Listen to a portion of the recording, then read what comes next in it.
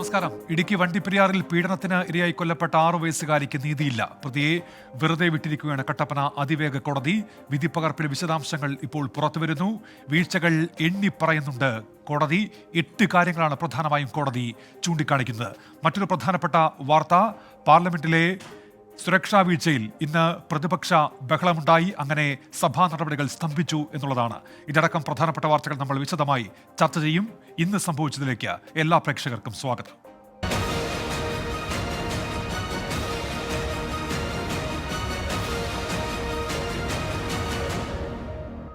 ഇന്ന് സംഭവിച്ചതിലേക്ക് നമ്മൾ വിശദമായി കടക്കുകയാണ്. വണ്ടിപ്പെരിയാറിലെ കുഞ്ഞിന് നീതി വേണ്ടേ?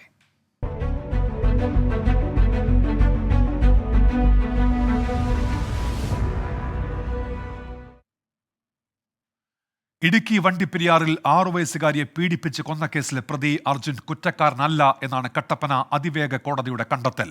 ബലാത്സംഗം, കൊലപാതകം ഉൾപ്പെടെ പ്രതിക്കെതിരെ ചുമത്തിയ ഒരു വകുപ്പും തെളിയിക്കാൻ പ്രോസിക്യൂഷന് കഴിഞ്ഞില്ല എന്ന് കോടതി നിരീക്ഷിച്ചു. വിധി കേട്ട പെൺകുട്ടിയുടെ കുടുംബം അതിവൈകാരികമായിട്ടാണ് ഇന്ന് പ്രതികരിച്ചത്.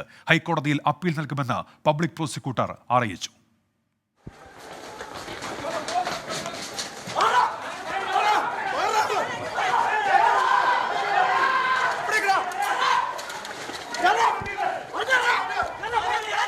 പോലീസും പ്രോസിക്യൂഷനും കണ്ടെത്തിയ തെളിവുകൾ അർജുൻ കുറ്റക്കാരനാണെന്ന് കണ്ടെത്താൻ കോടതിക്ക് പര്യാപ്തമായിരുന്നില്ല.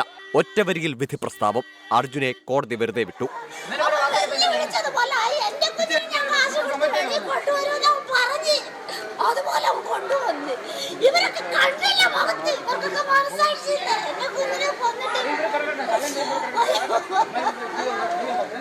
നീതിന്യായ വ്യവസ്ഥയെ പ്രതി വിലക്കെടുത്തുവെന്ന് 6 വയസ്സുകാരിയുടെ അമ്മയുടെ വൈകാരികമായ പ്രതികരണം. വിശ്വാസമില്ല. 100 കണക്കിന് പോലീസ് വന്ന എന്റെ കുഞ്ഞിനെ കൊന്നവനെ അറസ്റ്റ് ചെയ്ത് കൊണ്ടുപോയത്. ഇപ്പൊ ഒന്നും ചെയ്തില്ലെന്ന് പറഞ്ഞ് അവനെ വെറുതെ വിട്ടിട്ടുണ്ട്. ഈ ജഡ്ജി കാശ് വാങ്ങിച്ചിട്ടുണ്ട്, അതാ സത്യം. ശാസ്ത്രീയമായ എല്ലാ തെളിവുകളും ഹാജരാക്കിയിരുന്നുവെന്ന് സ്പെഷ്യൽ പബ്ലിക് പ്രോസിക്യൂട്ടർ പറഞ്ഞു. DNA പരിശോധനയ്ക്ക് ആവശ്യമായ ബീജ സാമ്പിൾ ലഭിച്ചില്ല എന്നത് മാത്രമാണ് ന്യൂനത ഉണ്ടായിരുന്നതെന്നാണ് പ്രോസിക്യൂഷന്റെ വാദം. പ്രോസിക്യൂഷനെ സംബന്ധിച്ചിടത്തോളം പ്രോസിക്യൂഷന് ലഭ്യമായ എല്ലാ തെളിവുകളും സാഹചര്യങ്ങളും ശാസ്ത്രീയ തെളിവുകൾ ഉൾപ്പെടെയുള്ളവ ഹാജരാക്കിയിരുന്നു. DNA പ്രൊഫൈലിങ്ങിന് ഇത് സാമ്പിൾ ഇൻസഫിഷ്യൻ്റ് ആയിരുന്നു. പ്രതി കുറ്റക്കാരനാണെന്ന് കാണിക്കാവുന്ന രീതിയിലുള്ള ആവശ്യമായ ശാസ്ത്രീയ തെളിവുകൾ ഉണ്ടായിരുന്നു. മാക്സിമം പോലീസിൻ്റെ ഭാഗത്തു നിന്നുള്ള തെളിവുകളെല്ലാം നമ്മൾ ശേഖരിച്ചാണ് കൊടുത്തത്. ബാക്കി ബഹുമാനപ്പെട്ട കോടതിയുടെ തീരുമാനമാണല്ലോ. എല്ലാ തെളിവുകളെല്ലാം ലഭിച്ചിരുന്നവർക്ക് ബഹുമാനപ്പെട്ട കോടതി ഹാജരാക്കിയതാണ്. നീതി നടപ്പായി എന്നായിരുന്നു പ്രതിഭാഗം അഭിഭാഷകന്റെ പ്രതികരണം. കേസിലെ യഥാർത്ഥ പ്രതിയെ കണ്ടെത്താനായി പുനരന്വേഷണം ആവശ്യപ്പെടുമെന്ന് പ്രതിഭാഗം അഭിഭാഷകൻ പറഞ്ഞു. ഞങ്ങൾ ഈ കേസിൽ റീഇൻവെസ്റ്റിഗേഷൻ ഡിമാൻഡ് ചെയ്യാണ്. യഥാർത്ഥ പ്രതി എവിടെ പോയി? ഈ ചോദ്യങ്ങൾക്ക് ഉത്തരം വേണമല്ലോ. ഞങ്ങളിതിൽ റീഇൻവെസ്റ്റിഗേഷൻ മറ്റുകാരണം ഞങ്ങൾ മുന്നോട്ട് പോകും. പിച്ചിച്ചീന്തി കൊല ചെയ്യപ്പെട്ട ഒരു 6 വയസ്സുകാരിയുടെ നീതി നിഷേധത്തിന്റെ നിലവിളി ശബ്ദമാണ് ഇന്ന് ഈ കോടതി പരിസരത്ത് ഉയർന്നത്. ആ കുട്ടിക്ക് നീതി ലഭിച്ചേ മതിയാകൂ. സുനിൽ സുരേന്ദ്രനൊപ്പം രാഹുൽ വിജയൻ, 24 ഇടുക്കി. വണ്ടിപ്പെരിയാർ 6 വയസ്സുകാരി പീഡനത്തിന് ഇരയായി കൊല്ലപ്പെട്ട കേസിൽ അന്വേഷണ സംഘത്തിന് കോടതിയുടെ രൂക്ഷ വിമർശനമുണ്ട്. വിധിപ്പകർപ്പിന്റെ വിശദാംശങ്ങൾ ഇപ്പോൾ പുറത്തുവരുന്നുണ്ട്. പ്രതിയെ വെറുതെ വിട്ട വിധി പ്രസ്താവത്തിലാണ് പോലീസിന്റെ വീഴ്ചകൾ കോടതി അക്കമിട്ട് നിരത്തുന്നത്. കുഞ്ഞു കൊല്ലപ്പെട്ടതിന്റെ പിറ്റേ ദിവസമാണ് അന്വേഷണ ഉദ്യോഗസ്ഥൻ സ്ഥലത്തെത്തുന്നത് എന്ന് കോടതി പറയുന്നു. രക്തസാമ്പിൾ അടക്കമുള്ള തെളിവുകൾ ശേഖരിക്കുന്നതിൽ, സൂക്ഷിക്കുന്നതിൽ വീഴ്ച വരുന്നു. കുട്ടിയുടേത് കൊലപാതകം തന്നെയാണെന്നും പീഡനം നടന്നിട്ടുണ്ടെന്നും സ്ഥിരീകരിക്കുന്ന കോടതി അന്വേഷണ ഉദ്യോഗസ്ഥന്റെ വിശ്വാസ്യത സംശയകരമെന്ന് കൂടി വിധി പ്രസ്താവത്തിൽ വ്യക്തമാക്കുന്നുണ്ട്. പോലീസ് വീഴ്ചയ്ക്കെതിരെ കോൺഗ്രസ് നടത്തിയ പ്രതിഷേധ മാർച്ചിൽ ഇതിനിടെ സംഘർഷമുണ്ടായി. വണ്ടിപ്പെരിയാർ പോലീസ് സ്റ്റേഷനിലേക്ക് പ്രകടനം നടത്തിയ പ്രവർത്തകർ പോലീസിന് നേരെ തീപ്പന്തമെറിഞ്ഞു. വിവരങ്ങളുമായി രാഹുൽ വിജയൻ ഇടുക്കിയിൽ നിന്ന്, MG പ്രതീഷ് തിരുവനന്തപുരത്ത് നിന്ന്. രാഹുൽ, വിധിപ്പകർപ്പിന്റെ വിശദാംശങ്ങൾ പുറത്തുവന്ന മണിക്കൂറുകൾ കൂടിയാണിത്. എണ്ണിപ്പറയുന്നു വീഴ്ചകൾ, 8 വീഴ്ചകൾ നിരത്തുന്നുണ്ട് കോടതി. എന്തൊക്കെയാണ് അതിന്റെ വിവരങ്ങൾ രാഹുൽ? ഉന്മേഷ്, ഈ കേസിലെ അന്വേഷണ ഉദ്യോഗസ്ഥന്റെ പേര് TD സുനിൽകുമാർ എന്നാണ്. ഈ TD സുനിൽകുമാറിന് വലിയ തരത്തിലുള്ളൊരു വീഴ്ച ഈ കേസിന്റെ അന്വേഷണവുമായി ബന്ധപ്പെട്ടുണ്ടായി എന്നുള്ളതാണ് കോടതിയുടെ വിധി പ്രസ്താവത്തിൽ ഏറ്റവും പ്രധാനപ്പെട്ടതായി പറയുന്നത്.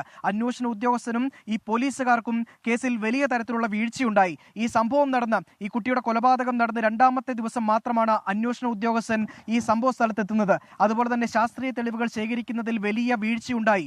കുട്ടിയുടെ രക്തസാമ്പിളുകൾ ശേഖരിച്ച് പരിശോധനയ്ക്ക് അയക്കുന്നതിൽ ഉൾപ്പെടെ വലിയ തരത്തിലുള്ള ഒരു വീഴ്ച ഉണ്ടായി എന്നുള്ളതാണ് ഈ വിധിന്യായത്തിൽ ഏറ്റവും പ്രധാനപ്പെട്ട വിമർശനമായി കോടതി ചൂണ്ടിക്കാണിക്കുന്നത്. മാത്രമല്ല, ഇതിൽ ഏറ്റവും പ്രധാനപ്പെട്ട കാര്യം ആദ്യം മുതൽ തന്നെ ഈ കേസിന്റെ അന്വേഷണവുമായി ബന്ധപ്പെട്ട് കോൺഗ്രസ് ഉൾപ്പെടെയുള്ള പാർട്ടികൾ ഇതിൽ വലിയ തരത്തിലുള്ള ഒരു വിമർശനം ഉന്നയിച്ചിരുന്നു.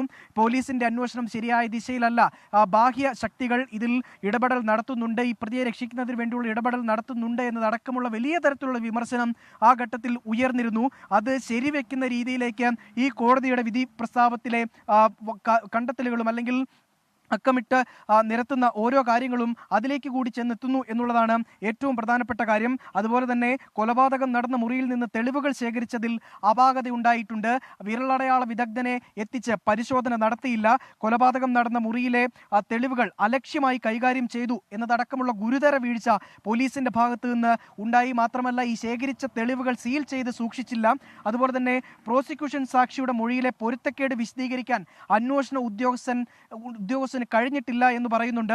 മാത്രമല്ല, അന്വേഷണ ഉദ്യോഗസ്ഥന്റെ വിശ്വാസ്യത ചോദ്യം ചെയ്യപ്പെട്ടു എന്നതടക്കമുള്ള കാര്യങ്ങൾ ഈ വിധി പ്രസ്താവത്തിലെ പ്രധാനപ്പെട്ട വിമർശനമായി പോലീസിനെതിരെ ഉണ്ട് എന്നുള്ളതാണ് ഏറ്റവും പ്രധാനപ്പെട്ട കാര്യം. ഇതിൽ നമ്മൾ ആദ്യമേ സൂചിപ്പിച്ചതുപോലെ തന്നെ തുടക്കത്തിൽ പോലീസിനെതിരെ വലിയ വിമർശനം, പ്രതി ഡിവൈഎഫ്ഐ പ്രവർത്തകനാണ്, പ്രതിയെ സംരക്ഷിക്കുന്നതിന് വേണ്ടിയുള്ള ശ്രമം പോലീസ് നടത്തുന്നു എന്നുള്ള ആരോപണങ്ങൾ ആദ്യഘട്ടത്തിലുണ്ടായിരുന്നു.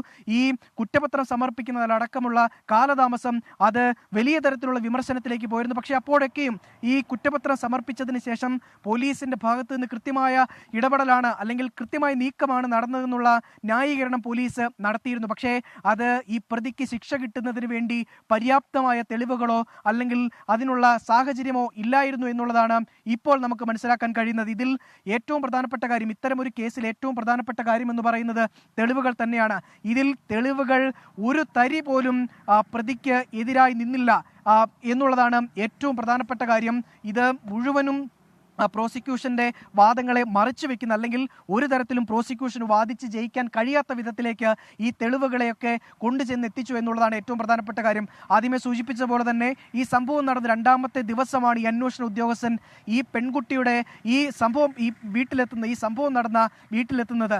ഇതിൽ ഏറ്റവും പ്രധാനപ്പെട്ട വീഴ്ചയായി കോടതി ചൂണ്ടിക്കാണിക്കുന്നത് ഈ ശാസ്ത്രീയ തെളിവിനയച്ച ഈ കുട്ടിയുടെ വസ്ത്രത്തിൽ നിന്ന് ലഭിച്ച സ്പേമിന്റെ അംശമുണ്ട്. അത് പരിശോധനയ്ക്ക് അയക്കുന്നതിലുണ്ടായ കാലതാമസം, അതുപോലെ തന്നെ അതിൻ്റെ ഒരു പോരായ്മയാണ്. അതിൻ്റെ ഈ സ്പേമിൻ്റെ അളവിൽ കുറവുണ്ടായിരുന്നു. അത് DNA പരിശോധനയ്ക്ക് പര്യാപ്തമായ അളവിലല്ലായിരുന്നു എന്നതടക്കമുള്ള കാര്യങ്ങളാണ് ഇതിൽ ഏറ്റവും പ്രധാനപ്പെട്ട വീഴ്ചയായി ചൂണ്ടിക്കാണിക്കുന്നത്. അത് ഈ സംഭവം നടന്ന ദിവസങ്ങളിൽ ഈ പോലീസ് എത്താൻ വൈകിയതും അതുപോലെ തന്നെ ഈ പ്രതിയെ കണ്ടെത്താൻ വേണ്ടിയുള്ള കാലതാമസം ഉണ്ടായതും ഒക്കെ ഈ പ്രതിക്ക് അനുകൂലമായി മാറി.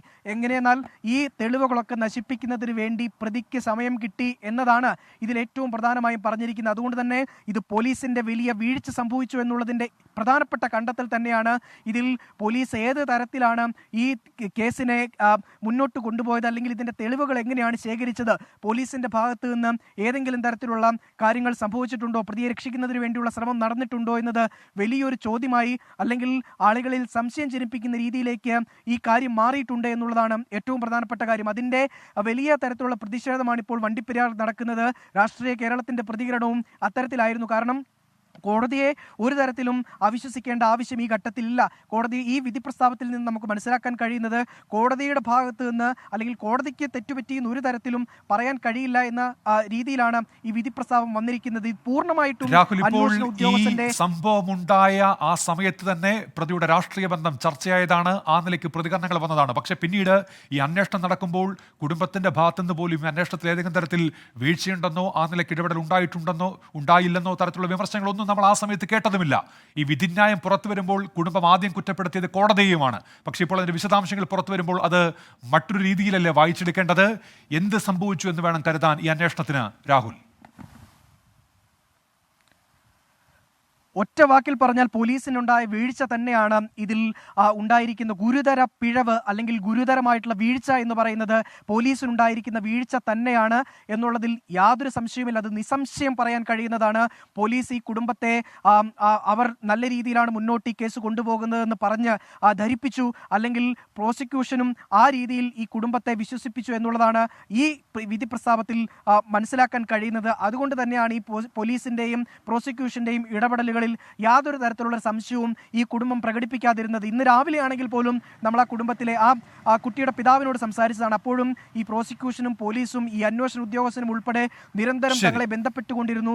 എല്ലാ തരത്തിലുള്ള കാര്യങ്ങളിലും അവർ സഹകരിച്ചിരുന്നു. പക്ഷേ ഈ അവസാന ഘട്ടത്തിലേക്ക് എത്തിയപ്പോൾ അത് മറിച്ചാകുന്ന സ്ഥിതിയിലേക്ക് പോയിരിക്കുന്നു. കോടതി അത് കൃത്യമായി പറയുന്നുമുണ്ട്. ശരി, രാഹുൽ വിജയനാണ് വിവരങ്ങൾ നൽകിയത്. വീഴ്ചകൾ അക്കമിട്ട് നിരത്തുകയാണ് കോടതി. ഇനി വലിയ പ്രതിഷേധങ്ങൾ ഈ വിഷയത്തിൽ പ്രതീക്ഷിക്കാം. ഇപ്പോൾ തന്നെ ആരംഭിച്ചു കഴിഞ്ഞിരിക്കുന്നു. വണ്ടിപ്പെരിയാർ സ്റ്റേഷനിലേക്കടക്കം കോൺഗ്രസിന്റെ പ്രതിഷേധ മാർച്ച് ഈ വിഷയത്തിൽ ഇപ്പോൾ ഉണ്ടായിട്ടുണ്ട്. MG പ്രതീഷ് തിരുവനന്തപുരത്ത് നിന്ന് വിവരങ്ങൾ നൽകുന്നതിന് ചേരുന്നുണ്ട്. പ്രതീഷ്, ഈ പ്രോസിക്യൂഷൻ അപ്പീൽ നൽകുമെന്ന് പറയുന്നു. സംസ്ഥാന പോലീസ് മേധാവി തന്നെ ഇപ്പോൾ അതിനുള്ള നിർദ്ദേശം കൂടി നൽകുന്നുണ്ട്. ഏതായാലും പോലീസ് വീഴ്ച കോടതി തന്നെ എണ്ണി പറയുമ്പോൾ അത് പോലീസിന് വലിയ നാണക്കേടാണത് വിശദീകരിക്കേണ്ടി കൂടി വരുമല്ലോ അവർക്ക്. പ്രതീഷ്,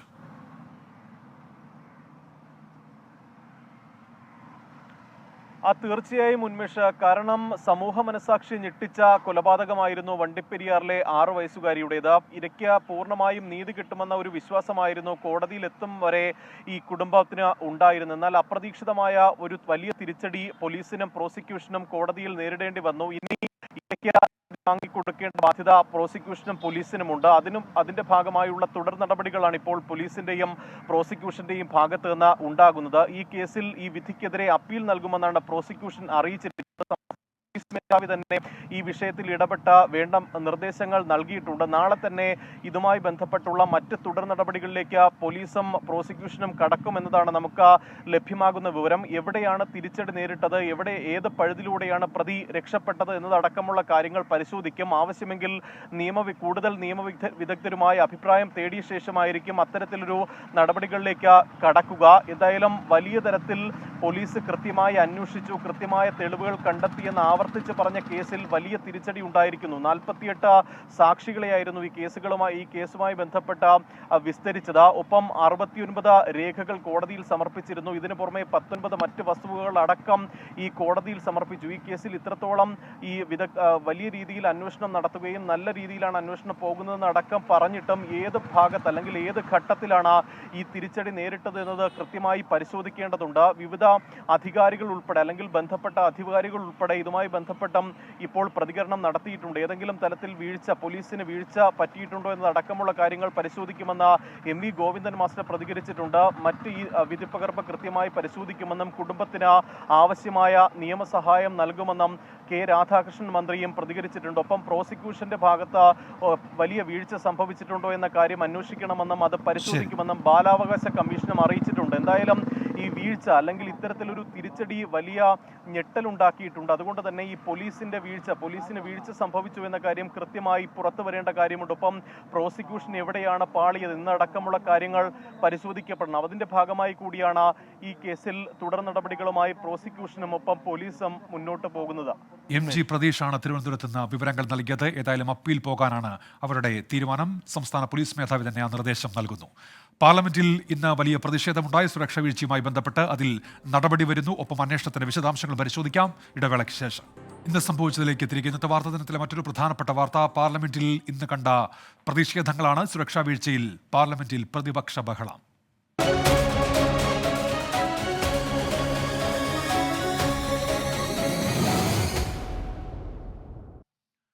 ലോക്സഭയിലെ സുരക്ഷാ വീഴ്ചയിൽ പ്രതിഷേധിച്ച അംഗങ്ങൾക്ക് കൂട്ട സസ്പെൻഷൻ. കേരളത്തിൽ നിന്നുള്ള 6 കോൺഗ്രസ് MPമാർ ഉൾപ്പെടെ ഇരുസഭകളിലുമായി 15 പേരെയാണ് സസ്പെൻഡ് ചെയ്തത്. രാജ്യസഭയിലെ തൃണമൂൽ അംഗം ഡെറിക് ഒബ്രിയന്റെ അച്ചടക്ക ലംഘനം പ്രിവിലേജ് കമ്മിറ്റിക്ക് വിട്ടു. സഭാ നേതാവായ പ്രധാനമന്ത്രിയോ ആഭ്യന്തരമന്ത്രിയോ വിശദീകരണം നൽകാതെ പ്രതിഷേധം അവസാനിപ്പിക്കില്ല എന്ന നിലപാടാണ് പ്രതിപക്ഷം സ്വീകരിച്ചത്. ഇപ്പോൾ വരുന്ന ഒരു വാർത്ത ഇതിൽ ഒരാളുടെ സസ്പെൻഷൻ പിൻവലിച്ചിരിക്കുന്നു എന്നുള്ളതാണ്. അദ്ദേഹം സഭയിലില്ലായിരുന്നു, എന്നിട്ടും സസ്പെൻഡ് ചെയ്തു. അത് വിവാദമായതിന് പിന്നാലെയാണ് ഇപ്പോൾ ആ സസ്പെൻഷൻ പിൻവലിച്ചിരിക്കുന്നത്. പാർലമെന്റ് സമ്മേളിക്കുന്നതിന് മുമ്പായി യോഗം ചേർന്ന പ്രതിപക്ഷ പാർട്ടികൾ സുരക്ഷാ വീഴ്ചയിൽ പ്രധാനമന്ത്രിയോ ആഭ്യന്തരമന്ത്രിയോ മറുപടി നൽകാതെ മറ്റ് നടപടികൾ അനുവദിക്കില്ലെന്ന നിലപാടോടെയാണ് ഇരുസഭകളിലും എത്തിയത്. വിഷയം സഭ നിർത്തിവെച്ച് ചർച്ച ചെയ്യണമെന്ന ആവശ്യം ഇരുസഭകളിലെയും അധ്യക്ഷന്മാർ തള്ളി. സമാന സംഭവങ്ങൾ മുൻപും ഉണ്ടായിട്ടുണ്ടെന്നും പ്രതിപക്ഷത്തിന്റെ പ്രതിഷേധം അനാവശ്യമെന്നും പ്രതിരോധ മന്ത്രി രാജ്നാഥ് സിംഗ് ലോക്സഭയിൽ പറഞ്ഞു. जिनको भी हम पास देते हैं ऐसे व्यक्ति को पास न दिया जाए जो जाकर इस प्रकार की अराजक स्थिति संसद भवन के अंदर पैदा कर दे। यह हम सभी को केवल सत्ता पक्ष ही नहीं बल्कि दूसरे पक्ष के लोगों को भी यह सावधानी बरतने की जरूरत है। പ്രതിരോധ മന്ത്രിയല്ല സഭാ നേതാവായ പ്രധാനമന്ത്രിയാണ് മറുപടി പറയേണ്ടതെന്ന് പ്രതിപക്ഷം നിലപാടെടുത്തു. ലോക്സഭാ സെക്രട്ടേറിയറ്റിനാണ് സഭയിലെ സുരക്ഷാ ചുമതലയെന്നും തനിക്കാണ് ഉത്തരവാദിത്തമെന്നുമുള്ള സ്പീക്കറുടെ വിശദീകരണവും പ്രതിപക്ഷം തള്ളി. നടുത്തളത്തിൽ ഇറങ്ങി പ്രതിഷേധിച്ച TN പ്രതാപൻ, ഹൈബി ഈഡൻ, ഡീൻ കുര്യാക്കോസ്, രമ്യ ഹരിദാസ്, ബെന്നി ബെഹന്നാൻ, VK ശ്രീകണ്ഠൻ എന്നിവരടക്കം 14 അംഗങ്ങളെ ലോക്സഭാ സ്പീക്കർ ഓം ബിർള സസ്പെൻഡ് ചെയ്തു. രാജ്യസഭയിൽ കടുത്ത വാക്കുകളുമായാണ് ഉപരാഷ്ട്രപതി ജഗ്ദീപ് ധങ്കർ പ്രതിപക്ഷത്തെ നേരിട്ടത്.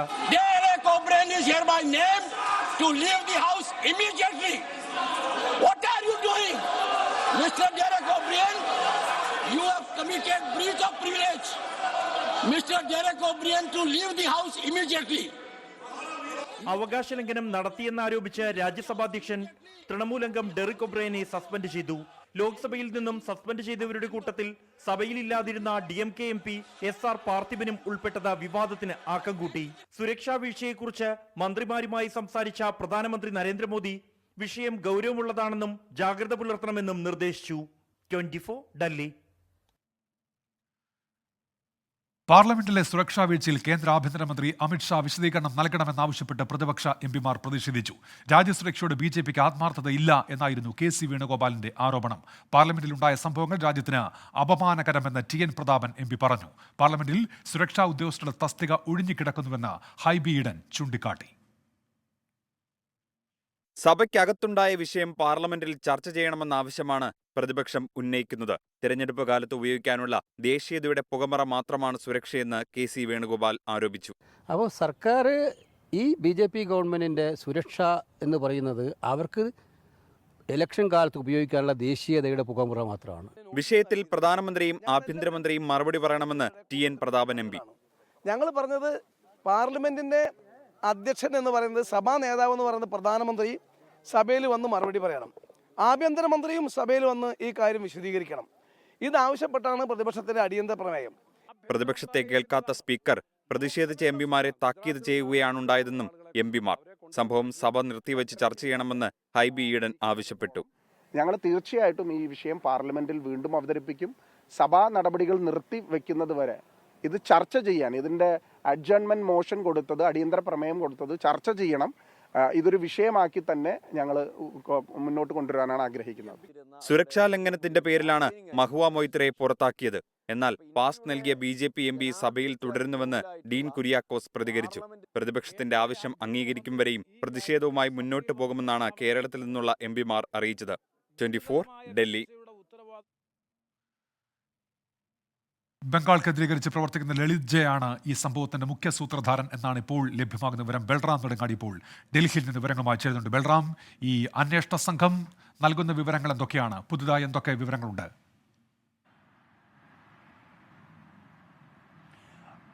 ഉന്മേഷ്, ഈ പാർലമെന്റിൽ നടന്ന സുരക്ഷാ വീഴ്ചയുമായി ബന്ധപ്പെട്ട ഏറ്റവും ഒടുവിൽ പുറത്തുവരുന്ന വിവരം സസ്പെൻഡ് ചെയ്യപ്പെട്ട ലോക്സഭയിൽ നിന്നുള്ള 14 അംഗങ്ങളിൽ ഒരംഗത്തിന്റെ സസ്പെൻഷൻ പിൻവലിച്ചിരിക്കുന്നു എന്നുള്ളതാണ്. DMK അംഗം CR പാർത്ഥിബന്റെ സസ്പെൻഷനാണ് പിൻവലിച്ചിരിക്കുന്നത്. അദ്ദേഹം സഭയിൽ ഈ ഘട്ടത്തിൽ ഇല്ലാതിരുന്നിട്ട് പോലും സസ്പെൻഡ് ചെയ്യപ്പെട്ടത് വിവാദമായിരുന്നു. ഇത് ശ്രദ്ധയിൽപ്പെട്ടതിനെ തുടർന്നാണ് സസ്പെൻഷൻ പിൻവലിക്കുന്ന നടപടി ലോക്സഭാ സെക്രട്ടേറിയറ്റിന്റെ ഭാഗത്തു നിന്നും ഉണ്ടായിരിക്കുന്നത്. ഒപ്പം തന്നെ ഈ കേസുമായി ബന്ധപ്പെട്ട് നിലവിൽ അറസ്റ്റിലായ പ്രതികളെ ഡൽഹി പട്യാല ഹൗസ് കോടതിയിൽ ഹാജരാക്കിയിരുന്നു. ഈ പ്രതികളെ 7 ദിവസത്തെ പോലീസ് കസ്റ്റഡിയിൽ വിട്ടിരിക്കുകയാണ്. ഇവരിൽ നിന്നും ലഭിച്ച ചില നിർണായക വിവരങ്ങളും പോലീസ് കോടതിയിൽ ബോധിപ്പിച്ചിട്ടുണ്ട്. ആസൂത്രിതമായാണ് ഇവർ ഈ പദ്ധതി തയ്യാറാക്കിയത് എന്നാണ് പോലീസ് അറിയിച്ചിരിക്കുന്നത്. നിരന്തരമായി കൂടിയാലോചന നടത്തി ഇത് എങ്ങനെ നടപ്പാക്കണം എന്നതുമായി ബന്ധപ്പെട്ടുള്ള കൃത്യമായ പദ്ധതി രേഖ ഇവർക്ക് ഉണ്ടായിരുന്നു. ഒപ്പം തന്നെ നിലവിൽ പിടിയിലായ ഈ പ്രതികളിൽ നിന്നും പാർലമെന്റിനകത്തു നിന്നും പിടിയിലായ 2 പേരിൽ നിന്നും ചില ലഘുലേഖകളും ഉണ്ടായിരുന്നു. അത് പ്രധാനമന്ത്രിയെ കാണാനില്ല എന്ന നോട്ടീസായിരുന്നു. കണ്ടെത്തുന്നവർക്ക് സ്വിസ് ബാങ്കിൽ നിന്നും പണം നൽകും എന്നുമുള്ള ഈ നോട്ടീസിൽ രേഖപ്പെടുത്തിയിരുന്നു. ഈ നോട്ടീസ് സഭയ്ക്കകത്ത് വിതരണം ചെയ്യാനായിരുന്നു ഇവർ പദ്ധതി തയ്യാറാക്കിയിരുന്നത് എന്നുള്ളതാണ്. ഒപ്പം തന്നെ പോലീസ് വൃത്തങ്ങളിൽ നിന്നും ലഭിക്കുന്ന സൂചനയനുസരിച്ച് ഇവർ ഭഗത് സിംഗിനെ ആരാധകരായിരുന്നു ഈ സംഘമെന്നും ഭഗത് സിംഗ് ഫാൻസ് ക്ലബ് എന്ന പേരിലുള്ള കൂട്ടായ്മയിലൂടെയാണ് ഇവർ പരിചയപ്പെട്ടത് അല്ലെങ്കിൽ ഒത്തുകൂടിയത് എന്നുള്ളതാണ്. അതുകൊണ്ട് തന്നെയാണ് ഭഗത് സിംഗ് 1929 നടത്തിയ പാർലമെന്റ് ബോംബേറിന് സമാനമായ തരത്തിൽ ഒരു പ്രതിഷേധം സംഘടിപ്പിക്കാൻ ഇവർ തീരുമാനിച്ചത്. കൂടാതെ ഇവർ ഉപയോഗിച്ച ഈ സ്മോക്ക് ഷെല്ലുകൾ ശരി ബൽറാം, ഏതായാലും അന്വേഷണവുമായി ബന്ധപ്പെട്ട പുതിയ വിവരങ്ങൾ ഇപ്പോൾ ഇത്തരത്തിൽ പുറത്തു വരുന്നുണ്ട്. ബൽറാം നെടുങ്ങാടിയാണ് വിവരങ്ങൾ നൽകിയത്. ഇന്ന് സംഭവിച്ചത് പൂർത്തിയാകുന്നു. ഇനി പൊതുജനം കഴുതിയ എന്ന പരിപാടി TK റീജിത്ത് എത്തും. നമസ്കാരം.